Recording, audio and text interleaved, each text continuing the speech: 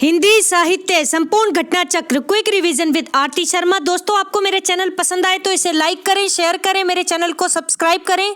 साथ ही साथ मेरे वीडियोस के अगले नोटिफिकेशंस को पाने के लिए बेल आइकन को प्रेस करें। दोस्तों, आज हम करेंगे घटना चक्र का पार्ट 171 यानी 171। तो चलिए देखते हैं दोस्तों अपने अगले प्रश्न।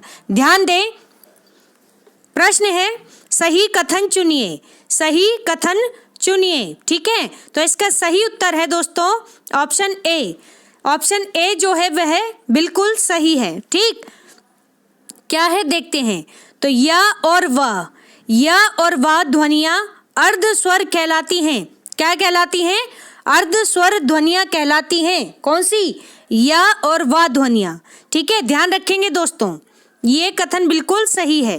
ठीक, इसके अलावा ये ध्वनि किसके अंतर्गत आती हैं? तो दोस्तों अंतस्थ व्यंजन के अंतर्गत आती हैं ये ध्वनियां। ठीक है, अंतस्थ व्यंजन। ठीक है, ध्यान रखें। देखते हैं बाकी ऑप्शन क्या है। व्यंजन का उच्चारण बिना स्वर की सहायता से हो सकता है। बिल्कुल गलत। ठीक है, नहीं हो सकता। ठीक, स्वरों की सहायता तो लेनी ही पड़ती है। ठीक, फिर है अवधेश का विग्रह। अगर हम अवधेश का विग्रह करें तो क्या अव जमा देश बनेगा? तो बिल्कुल गलत, अवध जमा ईस बनेगा। ठीक है, ध्यान रखें। अगला है हिंदी में व्यंजनों की संख्या कितनी है? 60 है। ये कह रहे हैं हिंदी में व्यंजनों की संख्या 60 है, तो ये भी गलत है। ठीक, देखते हैं प्रश्न की व्याख्या। गौर करेंगे दोस्तों, ध्यान दें। या रा ला वा, या रा ला वा, इनको अंतस्थ व्यंजन कहते हैं। क्या कहते हैं? अंतस्थ व्यंजन। ठीक है, क्योंकि इनका उच्चारण व्यंजन तथा स्वरों का मध्यवर्ती सा लगता है।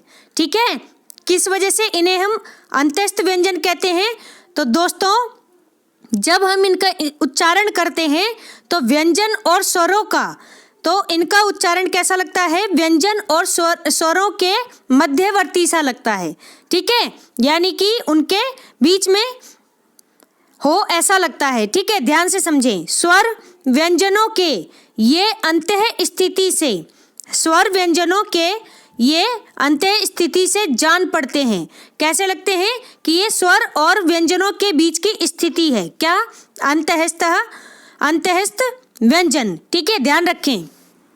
इनका उच्चारण, अब ध्यान से समझें, इनका उच्चारण कैसे होता है? तो दोस्तों इनका उच्चारण जीभ, तालु, दांत, ओष्ठों के परस्पर सटाने से होता है।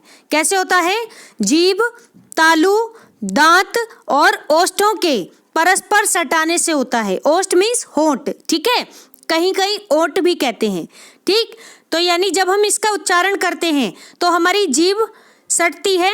ठीक है, बाकी तालु भी। ठीक है, तालु किसे कहते हैं? ये जो हमारी जीभ के ऊपर का जो ये भाग होता है। ठीक है, फिर जहाँ जीभ टकराती है, फिर है दांत सामने। ठीक, फिर ओष्ठ। ठीक, तो ध्यान से समझें, आप बोल करके देखें। या उच्चारण करेंगे तो आपकी जीभ उठ करके कहाँ जाएगी? तालु से टकराएगी। ठीक है, या बोल के देखें, फिर दांतों से टकराएंगी, फिर होठ भी आपके क्या है कि मूव करेंगे। ठीक, तो इसी तरह से रा, आप रा को बोल के देखें, आपको एक झटका लगता हुआ महसूस होगा और आप देखें कि आपकी जीभ कहाँ कहाँ टकरा रही है। ठीक है, फिर है दोस्तों ला। ऐसे ला बोलेंगे, ला बोल के देखें, तालु से आपकी जीभ टकराएगी। ठीक, वाह बोलेंगे तो वाह में आपके दांत आपके निचले वाले होठ से टकराएंगे। ठीक है, वाह बोल के देखिए। ठीक है, तो इससे यह अभिप्राय है कि अंतः स्थिति से जान पड़ते हैं किसके बीच? स्वर और व्यंजन के अंतर्गत। ठीक, अब इनका उच्चारण जीभ, तालु, दांत और ओष्ठों के परस्पर सटाने से, यानी कि इन सभी के आपस में जब टकराने से अंतस्थ व्यंजन का उच्चारण होता है। ठीक है, ध्यान रखें। इन चारों वर्णों को अर्ध स्वर भी कहते हैं। बहुत ही इंपॉर्टेंट बात है दोस्तों। तो या, र, ल, व, इन सभी को हम अंत्यस्थ व्यंजन तो कहते ही कहते हैं, साथ में अर्ध स्वर भी कहते हैं। ठीक है, ध्यान रखें। इसके बाद है दोस्तों व्यंजन का उच्चारण। व्यंजन का उच्चारण बिना स्वर की सहायता से नहीं हो सकता। ठीक है, यानी कि हमारा प्रश्न क्या था, क्या व्यंजनों का उच्चारण स्वरों की सहायता के बिना हो सकता है? तो बिल्कुल भी नहीं हो सकता। ठीक है, तो हमें व्यंजनों के उच्चारण के लिए स्वरों का सहारा लेना ही पड़ेगा दोस्तों। तो ये बात आप दिमाग में बिठा लें। ठीक, इसके बाद क्या है, जब किसी व्यंजन में स्वर नहीं रहता तब, यानी कि जब किसी व्यंजन में से अगर हम स्वर को निकाल दें तब उस व्यंजन के नीचे क्या लग जाता है? हल लग जाता है, हल का चिन्ह लग जाता है। अब हल कौन सा हल है? हल मतलब खोदने वाला हल नहीं है, खेतों वाला हल नहीं है। हल का मीन्स हलंत, संस्कृत में हलंत कहते हैं इसको। ठीक है, यानी कि जैसे उदाहरण के लिए देखें, ऊपर स्क्रीन पर देख लें। ठीक है, जैसे ये मान लीजिए छोटा सा का दिख रहा होगा आपको, इसके नीचे ये हलंत है, तो अभी ये अधूरा है। जब तक इसमें स्वर नहीं मिलेगा, यानी कि अ नहीं मिलेगा, तब तक ये पूरा का यानी कि पूरा व्यंजन नहीं बनेगा। ठीक है, तो यानी कि स्वरों के मिलने से ही व्यंजन पूरे होते हैं, उनका उच्चारण पूरा होता है। ठीक है, अदरवाइज वह अधूरा रहेगा। ठीक है, अधूरा वर्ण रहेगा। ठीक, तो हल का चिन्ह, तो क्या कह रहे हैं, तब उस व्यंजन के नीचे हल का चिन्ह लगा दिया जाता है। ठीक है, यानी कि स्वर के हटाने पर अगर हम इस आ को यानी कि स्वर को, ये आ जो आपको स्क्रीन पर दिख रहा है, तो इसको अगर हम हटा दें यानी स्वर को हटा दें तो हमारा कैसा हो जाएगा? हमारा अधूरा वर्ण हो जाएगा। ठीक है, यानी कि क के नीचे हलंत लग जाएगा और हलंत से पता चलता है कि वह अधूरा है। ठीक, तो स्वरों के बिना व्यंजन अधूरे हैं, कहने का मतलब ये है। ठीक, अर्ध स्वर, ठीक है, आधा स्वर है। ठीक, ऐसे समझे इसको। फिर है दोस्तों हिंदी के प्रत्येक शब्द के अंतिम अ, ध्यान से सुने, हिंदी के प्रत्येक शब्द के अंतिम अ लगे वर्ण का उच्चारण हलंत सा होता है। ठीक है, हलंत सा होता है, यानी कि अगर हम वही बात जो मैंने अभी बताई, ठीक है, जब हम किसी व्यंजन में किसी व्यंजन का उच्चारण कर देते हैं जिसमें स्वर सटा हुआ है यानी कि आ लगा हुआ है, तो वह हलंत सा उदाहरण है। ठीक है, अगर हम उस आ को हटा देंगे तो वह अर्ध स्वर हो जाएगा। ठीक है, ये बात ध्यान रखें। जैसे यहाँ कुछ उदाहरण है दोस्तों, अपनी स्क्रीन पर देखें आप। जैसे रात, ठीक है, अभी ये रात जो लिखा हुआ है इसमें आप देख सकते हैं कि हलंत लगा हुआ है। ठीक है, हलंत क्यों लगाया है? इसका मतलब इसमें हमने अ व्यंजन हटा रखा है। ठीक है, पुस्तक, अभी पुस्तक भी क्या है? अधूरा है। हमें इसे पूरा करने के लिए, क को पूरा करने के लिए हम इसमें आ जोड़ेंगे, स्वर जोड़ेंगे। ठीक, ऐसे ही मन भी क्या है? मन जो है वह भी अधूरा है अभी। ठीक है, इसको पूरा करने के लिए हम इसमें अ जोड़ देंगे। ठीक है, तब जाके हमारा हलंत हट जाएगा और हम स्पष्ट शब्द लिख पाएंगे, सार्थक शब्द लिख पाएंगे, मन। ठीक है, समझे इस बात को। मुझे लगता है चीजें आपकी समझ में आ रही होंगी। ठीक है, गौर करेंगे दोस्तों, ध्यान दें। हिंदी के प्रत्येक शब्द के अंतिम अ लगे वर्ण का अकारांत शब्द, अकारांत मैंने आपको बताया था, यानी कि जब शब्दों के अंत में, ठीक है, शब्दों के अंत में आ की मात्रा आए तो वह क्या हो जाएगा? अकारांत। अगर ई की मात्रा आए तो क्या हो जाएगा? इकारांत। अगर उ की मात्रा आए तो क्या हो जाएगा? उकारांत। ठीक है, तो इसी तरह से क्या कह रहे हैं? प्रत्येक शब्द के अंतिम आ लगे वर्ण का, यानी कि जो अंतिम अक्षर है, अंतिम शब्द जो देख रहे हैं आप, शब्द में अक्षर है, ठीक है, उसमें अगर अ वर्ण लगा है तो उसका उच्चारण हलंत सा होगा। कैसा? हलंत सा होगा। ठीक है, अब ध्यान से समझे। जैसे रात, पुस्तक, मन इत्यादि। ठीक है, ये अभी हमने पढ़ लिया। आगे क्या है? यदि आकारांत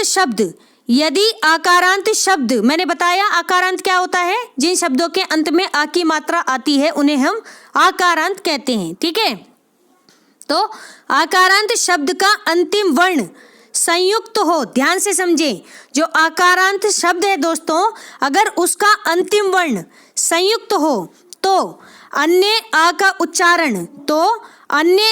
उच्चारण पूरा होता है। क्या होता है?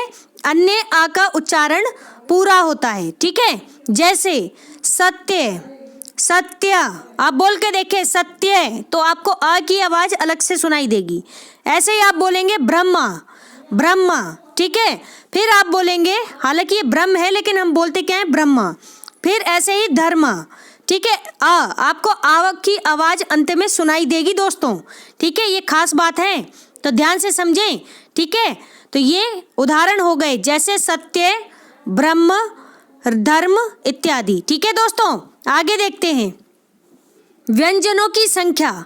अब ये पूछ रहे हैं व्यंजनों की संख्या कितनी होती है, तो कुल व्यंजन दोस्तों 35 होते हैं। कितने? कुल व्यंजन हमारे 35 होते हैं, और अगर सामान्य रूप से पूछा जाए तो हमारे 33 होते हैं। कितने? 33 होते हैं, और अगर हमारे कुल पूछे जाएं तो दोस्तों कितने होंगे? 35 होंगे। ठीक है, ध्यान रखें। और इसके अंतर्गत अड़ा और अढ़ा, ये दो ध्वनियां, ध्यान से समझे दोस्तों, अड़ा और अढ़ा। ठीक है, ये क्या है? द्विगुण व्यंजन है। कौन से व्यंजन है दोस्तों? द्विगुण व्यंजन है। 1 नंबर का प्रश्न है ये। ठीक है, द्विगुण व्यंजन है। इसे हम ताड़न जात व्यंजन भी कहते हैं। इन दो व्यंजनों को अड़ा और अढ़ा को हम क्या कहते हैं? ताड़न जात या तड़ित व्यंजन भी कहते हैं। ठीक है, तड़ित व्यंजन या ताड़न जात व्यंजन भी कहते हैं, ताड़न जात। इसके अलावा इन्हें उत्क्षिप्त व्यंजन भी कहते हैं। उत्क्षिप्त, ठीक है, उत्क्षिप्त व्यंजन भी कहते हैं। ये बात समझ लें दोस्तों अच्छे से। तो अढ़ा और ढा क्या हो गए? तड़ित व्यंजन, ताड़नजात व्यंजन, ठीक है, द्विगुण व्यंजन और उत्क्षिप्त व्यंजन। इन चारों में से कोई भी नाम इसके लिए आए तो दोस्तों आप बिल्कुल सही उत्तर टिक करके आना। ठीक है, अब एक बात और समझ ले दोस्तों, बहुत से लोगों को पता नहीं होता। ठीक है, इस ढा में ये क्या है? हमारा ड है, ड। ठीक है, ड। लेकिन जैसे ही बिंदी हम लगा देते हैं तो ये क्या बन जाता है? अड़ा। क्या बन गया? अड़ा। अभी ये क्या है? डा। ठीक है, जैसे कि पड़ा। अभी ये पड़ा नहीं है क्योंकि अड़ा की बिंदी इसमें नहीं है, ये पड़ा है, पड़ा। ठीक है, अगर हम जैसे ही इसमें बिंदी लगा दें तो ये हो जाएगा पड़ा, अड़ा। आपको लास्ट में अड़ा की आवाज सुनाई देगी दोस्तों। ठीक है, तो आप बोल करके देखें कि किन उत्क्षिप्त व्यंजन वाले किन शब्दों में, ठीक है, अड़ा आएगा और किन में नहीं आएगा। ठीक है, कहाँ पर डा आएगा और कहाँ, ये पहचान अगर आप करना सीख गए दोस्तों तो बहुत सारी हिंदी आपकी अच्छी हो जाएगी। ठीक है, देखते हैं आगे व्याख्या। गौर करें दोस्तों, व्याख्या है अवधेश का विग्रह। अवधेश का अगर हम विग्रह करें यानी कि संधि विच्छेद करें दोस्तों तो क्या बनेगा? बनेगा अवध धन ईश। क्या बनेगा?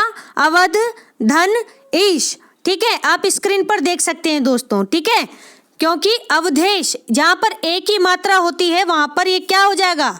ईश हो जाएगा। ठीक है, आगे क्या है? अतः दिए गए कथन में केवल विकल्प ए जो है वह सही उत्तर है। ठीक है, तो मुझे लगता है कि बातें आपकी समझ में आ गई होंगी। ठीक, बाकी डिटेल में व्यंजन आपको जब व्यंजन का टॉपिक आएगा दोस्तों तब पढ़ाएंगे। ठीक है, काम की बातें अभी सिर्फ आपको बताई जा रही हैं। ठीक है, गौर करेंगे दोस्तों, प्रश्न है हमारा, क्या है? इनमें से अंतःस्थ वर्ण कौन से हैं? अंतःस्थ वर्ण कौन से हैं? तो दोस्तों ऑप्शन ए इसका सही उत्तर है व। हमने पढ़े थे 4 अंतःस्थ व्यंजन होते हैं। कौन कौन से? य, र, ल और व। ठीक है, य, र, ल, व। ठीक है, तो दोस्तों याद रखें इनकी संख्या कितनी होती है? 4 होते हैं हमारे अंतःस्थ व्यंजन। ठीक है, और इनमें देखें बाकी ऑप्शन बी क्या है? ता है जो कि नहीं है। ठीक है, फिर है सी, ए भी नहीं है हमारा, ये स्वर है। फिर है डी औ, ये भी हमारा स्वर है।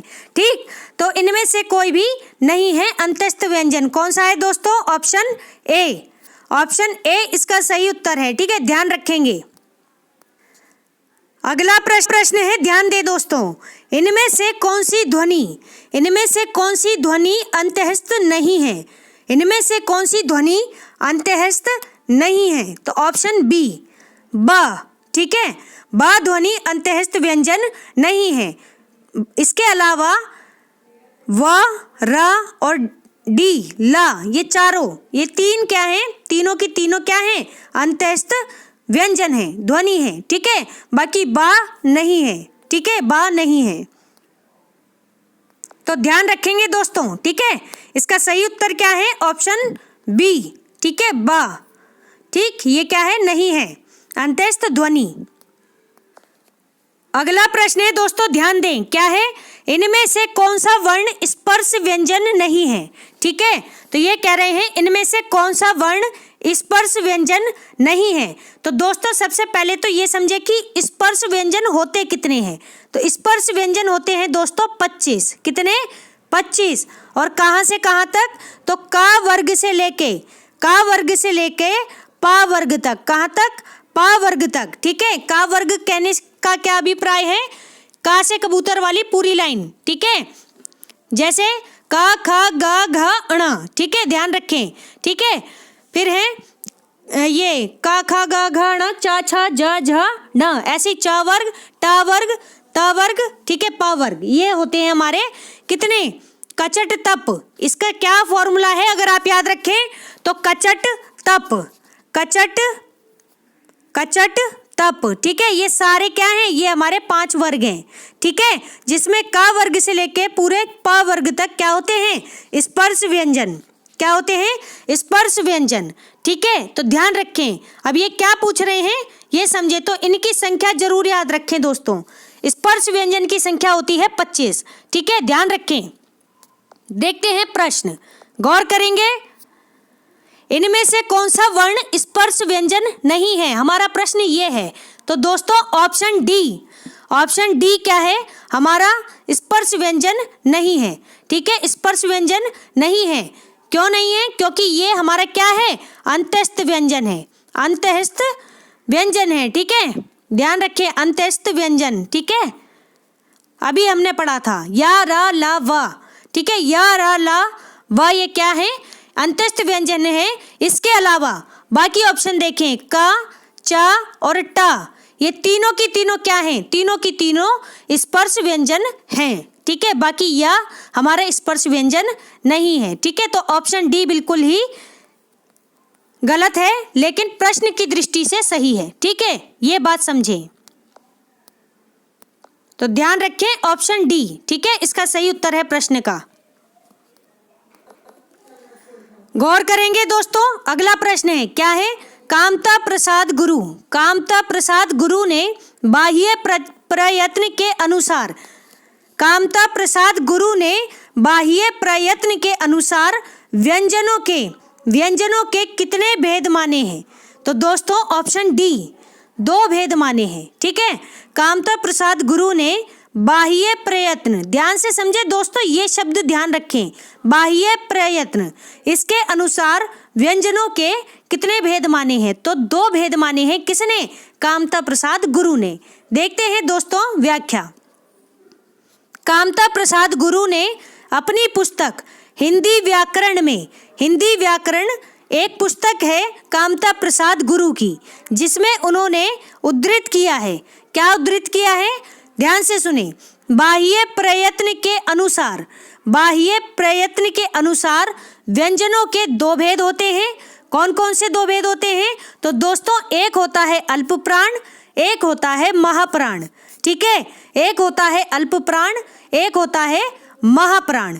ठीक है, तो ध्यान रखेंगे अल्प प्राण और महाप्राण क्या है? बाह्य प्रयत्न के अनुसार व्यंजनों के 2 भेद हैं। ये किसने कहा है? कामता प्रसाद गुरु ने अपनी पुस्तक व्याकरण में कहा है, हिंदी व्याकरण में। ठीक है, पुस्तक का नाम है हिंदी व्याकरण। ध्यान रखेंगे दोस्तों। बाकी अल्प प्राण और महाप्राण क्या होते हैं? ये आपको आगे वीडियोस में बताएंगे, ठीक है। तो दोस्तों हमारा आज का ये वीडियो यहीं समाप्त होता है। Thanks for watching. अगर आपको मेरे वीडियोस पसंद आ रहे हैं तो इन्हें लाइक करें, शेयर करें, मेरे चैनल को सब्सक्राइब करें। साथ ही साथ मेरे वीडियोस के अगले नोटिफिकेशंस को पाने के लिए बेल आइकन को प्रेस करें। धन्यवाद दोस्तों।